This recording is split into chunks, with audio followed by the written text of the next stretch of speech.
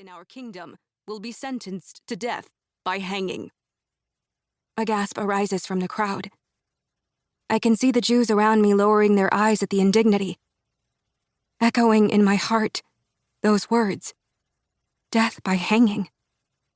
I shake with fear as we head home, hardly believing what I've just heard. 2.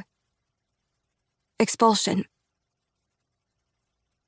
Father closes the door swiftly the minute we arrive home, and we all slip into the kitchen, the room farthest from the street, where we can speak without being heard by neighbors. "You know what they're calling for?"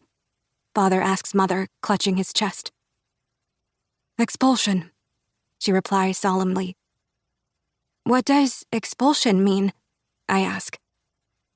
Isaac, who is 15 and knows the answers to most anything, says, "It means we Jews are to be thrown out of the kingdom.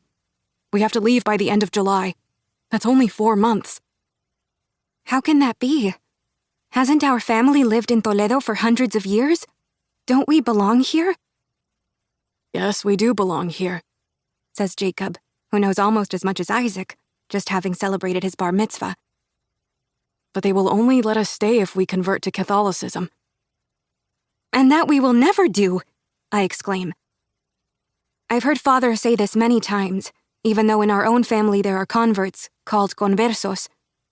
To Father's great shame, his 2 sisters and their families accepted baptism to the Catholic faith. "I thank the Lord that our parents are no longer alive, for they would cry without end for my sisters," Father had said when they began to wear crosses around their necks. Life would be easier if we converted, though. Around us are family, friends, and neighbors who gave up being Jewish in the hope that they wouldn't stand out as different.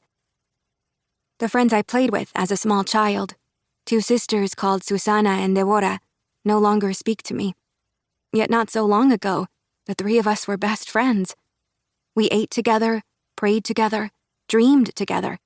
As little girls, we chased one another on the streets, skinning our knees and kissing one another's wounds so they'd heal. At first, after they converted, I thought I'd done something to make them angry. I tried to ask for forgiveness by giving them candied figs. "Stay away," they yelled. "We can't be friends with you until you stop being a Jew." And I yelled back, "Then we shall never be friends." I pitied them for turning against their own religion and forsaking our traditions. I wondered what that must feel like, and wrote a poem about it. I fear for all who hide their faith. Do their tears burn as they fall down their cheeks? Poems come into my head all the time, and I usually try to write them down. I am fortunate Mother comes from a family of book printers and has taught me to read and write in Hebrew and Spanish. I even know a little Arabic, because Mother shared with me the verses of Quasmuna, the Jewish poet who once lived in Granada, the land that King Fernando and Queen Isabel seized a few months ago from the Moors. "I'm dark-eyed just like you, and lonely," Quasmuna wrote, and it felt like she was talking to me. However, I must not speak about these things, because females are not supposed to read. But Father respects Mother's family background and doesn't object to her teaching me. Writing poems, though, is a high art, which he thinks is best left to men.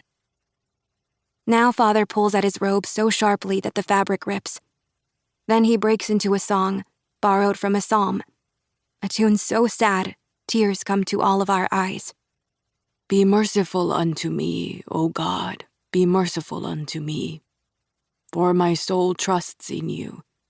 In the shadow of your wings will I make my refuge, until these calamities shall be overcome." Soon I join him and feel the wings of the song lifting me. I accompany my singing with the tambourine, and the music fills the air with the hope and courage we need so badly at this moment. "Stop singing, stop singing. My heart is hurting," Mother says, looking at Father and me with a pained face. "I am sorry, querida," Father says. "It is how I express myself. And Benvenida sings like a nightingale, doesn't she?" He wipes away the tears from his eyes, and I wipe mine too, though a part of me is happy hearing Father's compliment.